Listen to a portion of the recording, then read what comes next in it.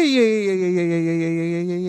welcome back to another edition of the Men Who Cry podcast. Like, subscribe, review, tell a friend to tell a friend to tell a friend to tell a friend. If you're not doing these things, I have to assume that you were the smart guy that said that the playing games didn't matter. On today's episode, we will be talking about the ball that is shaking up the earth, Rory McIlroy winning the Masters and what that means for him and just mental health in general. But first, still talking about the biggest off-the-court story that is taking place this week, and that is Diana Racini. Yes, Diana Racini has tendered her letter of resignation to The Athletic. She posted it on social media. She posted it on multiple different accounts, sending the letter to the editor-in-chief of The Athletic, Steve Ginsburg. Sorry. Let me make sure I get this man's names right. Ginsburg. Make sure I get this guy's dudes wrong. Wow. Get this guy's name wrong. And now it seems that we are kind of, the dust is now settling, particularly on what has taken place. And I think the conversation that this has brought up for most people, unfortunately, has just been more scandalous per se, as opposed to documenting, I think, what the actual story is. I think this story falls into quite different buckets. I think the first story that hasn't been talked about as much, I would say, is just the nature between media and sources, right? Stephen A. Smith says a lot of times, especially when he was covering, is that you are only as good as your sources are to you, right? There essentially is a relationship that you need to build to have sources, because there really is no other way for you to get a level of credibility. How you curate those sources and what you do with those sources is what tends to be kind of the thing that kind of makes and breaks careers.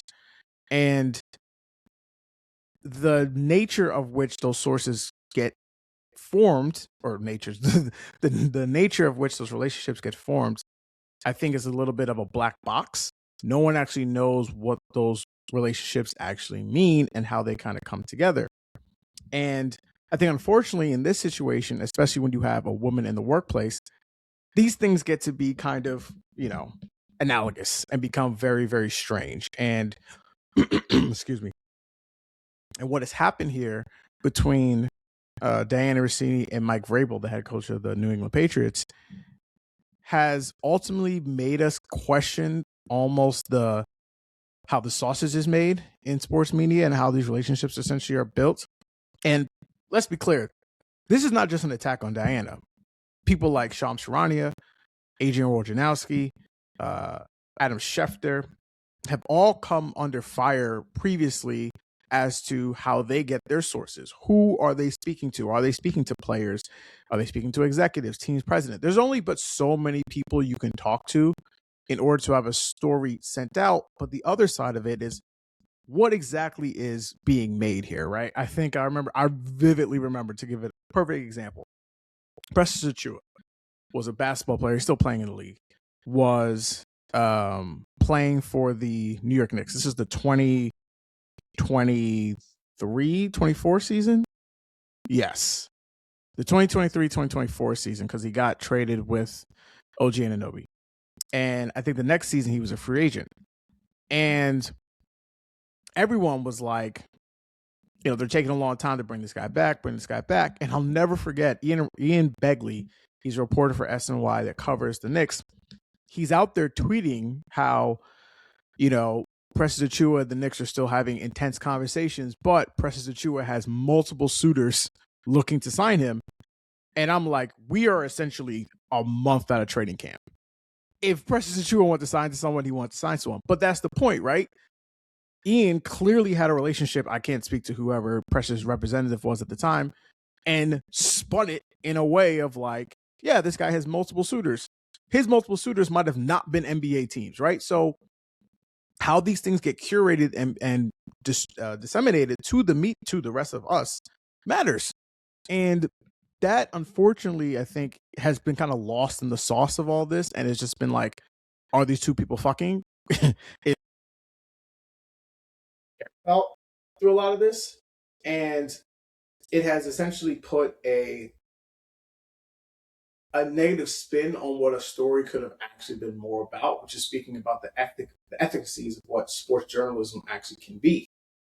And I think the other side of this is the side that I think has gotten the second most attention, and that's not only just women in sports, but women's place in the workplace, right? I don't have to tell anyone listening to this, if anyone has a brain or has the ability to access Wi-Fi, that there is a very strong push in this country to take women out of the workforce, right?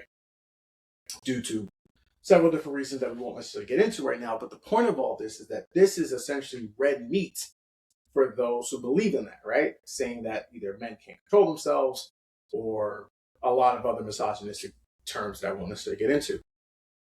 But the fact of the matter is that two people allegedly did something wrong, right?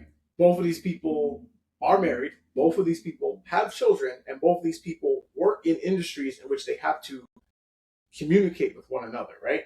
And I am not going to also try and gaslight people and act as if two platonic friends holding hands in such a way is cool. Again, I simply try to ask people very simple questions and get to very simple solutions.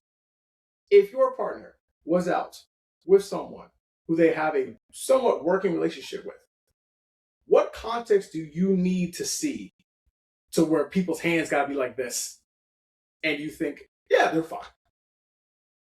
Like that doesn't make any sense. And the idea that Diana and Mike Vrabel went on a whole thing to try and gaslight the public, I think is ultimately fed into the idea of this not being a consensual situation. Now, again, there's nothing incriminating essentially of what they did, right? There is no smoking gun. There is no photos of them actually doing whatever I think a lot of people are insinuating that they're doing. However, this is a lot of circumstantial evidence that makes people think that what's taking place is what's taking place. And now you have this essentially bowl of soup of where exactly do we go from here, right? And where does Diana go? And where does Mike Vrabel go? I think specifically when it comes to Diana, I am curious to see how this all shakes out for her. There is a space where I don't want to necessarily get into what I think Diana's politics are, but if you put two and two birds together, I don't necessarily think she's uncomfortable with being in certain podcast bro spaces, right? A lot of the clips going around of you see of her kind of cracking on her husband, quote unquote, are in those said spaces, right? And so the places like whether it's Outkicked, whether it's Bar School, whether it's whatever Jason Whitlock's got going on, like there are always enough microphones available for her to find a place to land if she wants to jump right back in, right? Like the season's still a few months away. Our attention spans aren't great. I don't necessarily think that if she does land with any of those other smaller media spots, that this will essentially take over the world of the NFL for next season, right? Something else will happen in that time before even the season starts for that to become one of a big topic for fans to talk about. However, I think if she wants to get back like in the game, whether she wants to go to an ESPN or maybe even a CBS or a Netflix might even be looking into getting into the sports streaming world and want to have a level of insiders for them as well. I think taking the year off would probably be the best case for her, right? You can still probably work for yourself, create a Substack. Mark Stein is a perfect good example of someone who's not really affiliated with any major news outlets, but has a Substack, puts sources in there, or puts real like quality work in there, and people can read it, and I feel is still being working very well in his career. And for someone like Diana, I don't know if that's the path that she wants to go on, or if she's just trying to stay kind of in the game and just keep it moving, right? Because ultimately, for what this is that as Diana has to navigate what this story is really just going to be, like I said before, about women's place in this echo chamber, right? And no one is saying that men who are also in sports media might not do things that seem somewhat crossing boundaries or unethical. One of the things that was also brought up again was Adam Schefter.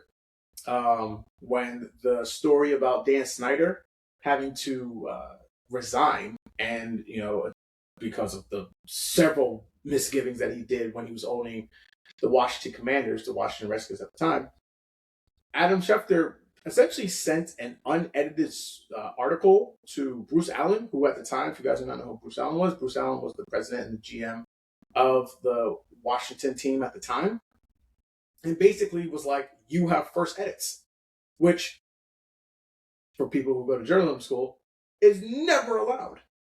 But I don't necessarily know if that's, essentially I know why that story didn't blow up, is because that story is, one, not as salacious as what this story is, and number two is that I don't think the public actually cares about a lot of the ethics that comes from the media. And a lot of these things are just playing into narratives that fans and people already have about either how the media works or how, unfortunately, women in sports work. And this whole thing has made it so that it is a place where I think it's just not going to ever be it's never not going to be looked at with a grain of salt, I think, now, because either fans know too much, the disbursement of who talks to who. I mean, we have podcasters who have sources now, right? The echo chamber of who was a source or who was a trusted source, I think, is so watered down now that it's hard, I think, for people to trust what such and such is being said. And so it has become now a situation in which I think everyone just needs to kind of pull back and see how the rest of this is going to play out. And let's see if Diana's actually able to do the things I just said, whether it's the Substack, whether it's the go to a lower media market or a lower media corporation and work his way through. For Mike Vrabel, this is going to mean nothing. I could potentially see the Patriots finding him. Maybe it's like a $50K, something like that, for conduct detrimental to the team, just to save face, But that's honestly the most that this is going to be done, because as we all know, that they will torpedo 1,000 journalists before they get rid of a coach who just got a team to the Super Bowl last season. So unfortunately, that is the only thing that's going to happen to Vrabel. Sorry. Pivoting off of that, we're going to slide over to basketball for you guys, which is the play-in tournament, which I need to correct myself. The play-in tournament has been awesome this year. I think the fact is that I keep remembering when they first started these play-in games and the teams were bad and there were a lot of blowouts. I think the thing with the play-in that I think either I have to get used to or maybe fans have to get to, one, we're already in like 5 years of the play-in, which is nuts to think about. But I think the second thing is that the play-in, I think, is very much going to be a Rorschach test of how you consume basketball, right? None of these teams, I would say, that are left in the play-in, because we still have 2 more play-in games to go with, are winning the championship or getting to the title. And I think the difference and the issue that basketball will always run into, and I think football has ultimately eliminated the idea of that 6th seed, or now I guess we have the 7th seed, going on a run, unless it's like a team that maybe had their quarterback hurt in the first half of the year, then they got him back and then got hot. Ultimately, we're not going to see these wildcard teams go ahead and go on runs. And I think, but in our minds, football-wise, we still have memories of those, right? Basketball hasn't had those, by and large part, through most of its history. Obviously, we have the Heat that went on a run. They got to the finals in 2023. They're the first team to do that since the 99 Knicks. That was a quarter century ago. And fans, I think, want to buy more into these type of teams, so they think they can really go on a run. But ultimately, I mean, 3 of these playing games have been absolute cracking, right? And I want to specifically talk about LaMelo Ball before we get into some of the other guys. And speaking of Rorschach tests,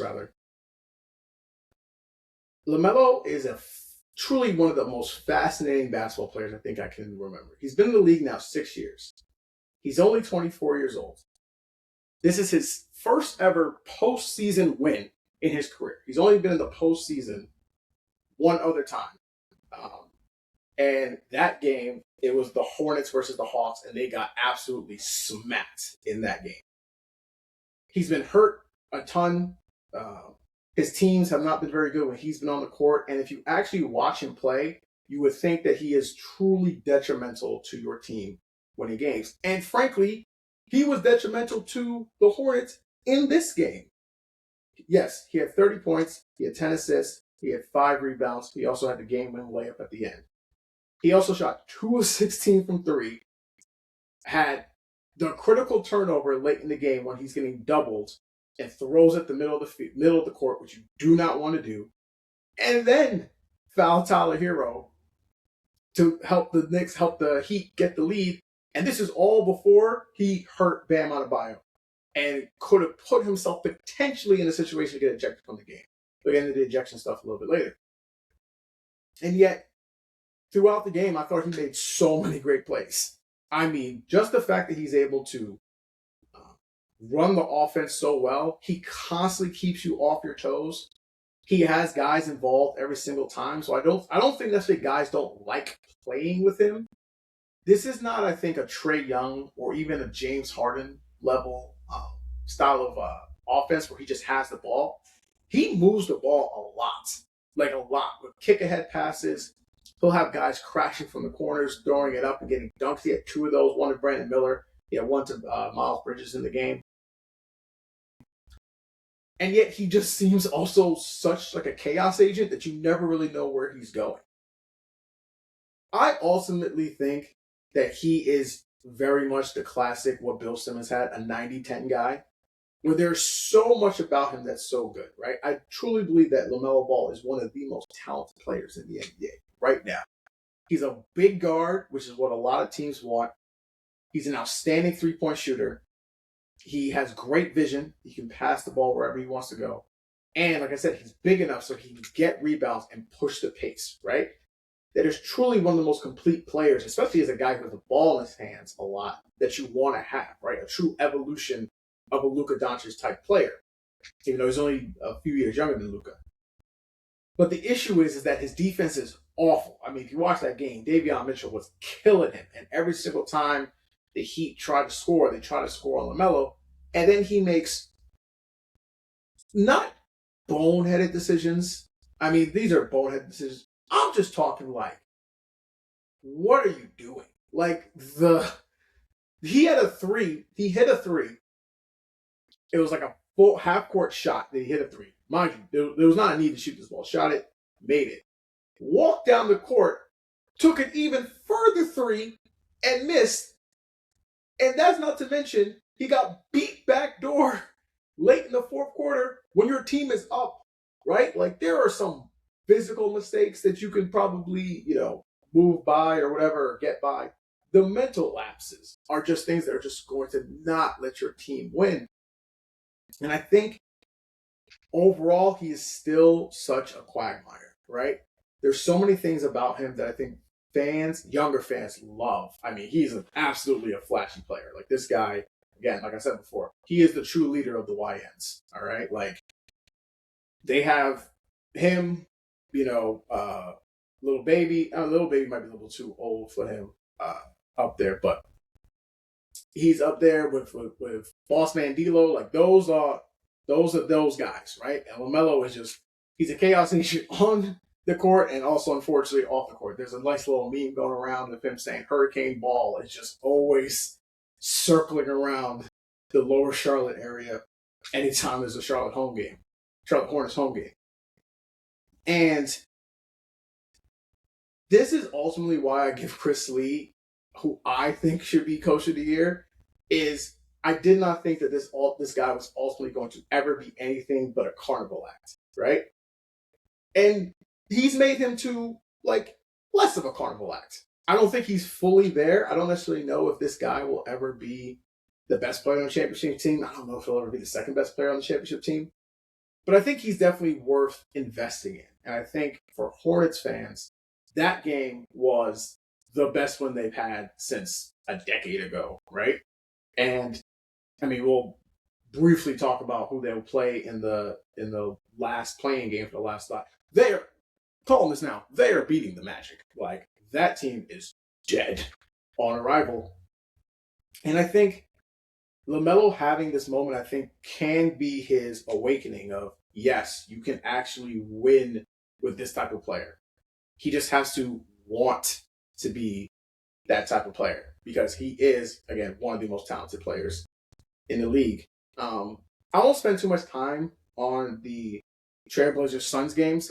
Denny Avdia, welcome to the party. 41 points. That dude lives at the free throw line, and I think that they're going to have something to say for the Spurs. I think them getting past the Suns was a true test of how it is. The Suns it's really hard for the Suns to score if Devin Booker is not just having an otherworldly game, and Dylan Brooks is just not that level of offensive player that you're going to trust in the postseason. But I want to slide over to Clippers Warriors.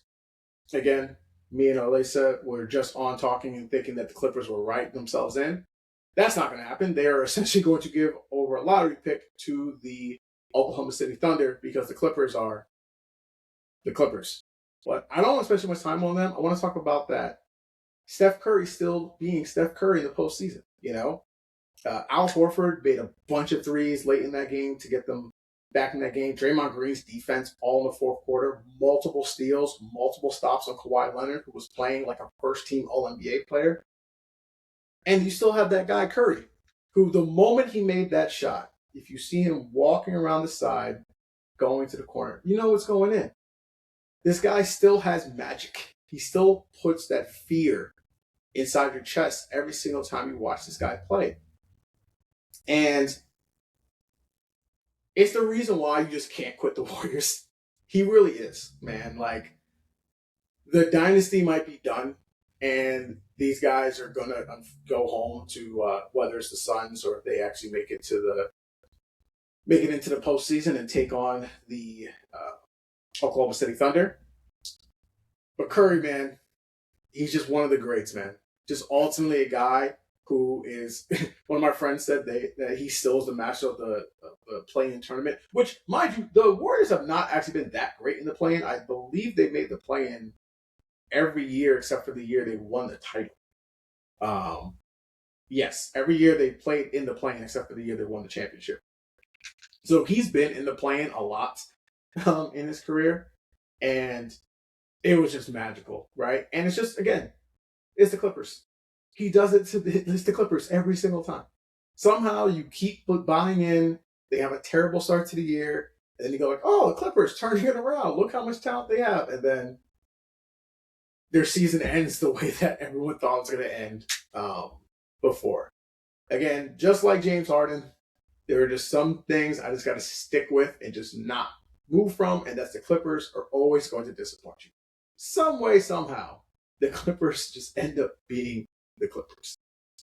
Oh, but again, Curry, one of the best. I really hope that he's able to get into the postseason one more time and just see how good that guy is just going to be.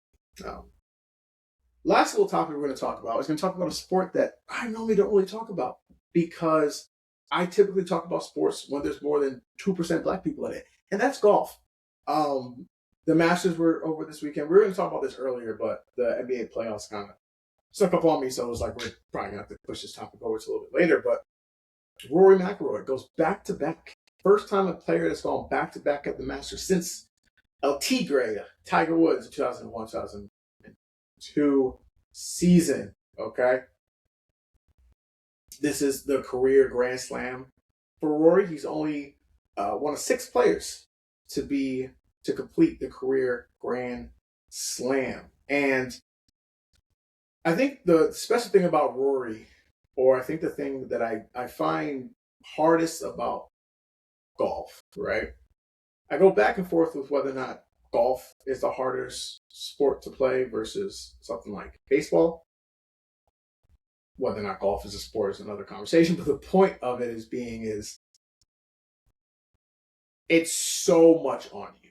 tennis is reactionary, right? You have to react to what the opponent is doing, correct, right? Like the ball's hit one way, the ball's spinning a certain way. I have to stand here and hit it this way, right? There's so much read and reacting to it, right? Where you're not fully in control. Same thing with baseball, right? The ball's being thrown at you. It's moving up, it's moving down, it's going at different speeds.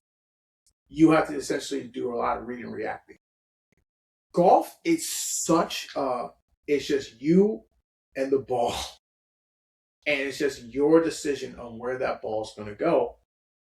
That to me makes it one of the most mentally challenging sports that you'll ever find. And I think the reason why I think maybe a lot of people are happy for Rory, or at least for me, the reason why I've enjoyed watching his story is just how open he's been about like the problems that he's had in his life. I mean, he's had a very public breakup. He's had many failures in golf, which if you look at all the greats, really outside of Tiger, they've all had these massive failures. And Rory being the guy saying like, no, I'm going to be one of the greatest golfers of all time. And now at 36 years old, I believe Rory is, he's going to have, of his prime years, probably 10 more years playing in his prime. That's, 39 more majors potentially for him to compete at. And if he just wins 5% of those, I mean, he's going to go down as one of the 5 greatest golfers to ever play. And the mental toughness I think that this guy has shown, I think is underrated. And having his ability to quiet all the noise and to be one of the best guys out there, I think has been truly remarkable. I mean, I could just go over some of his wins.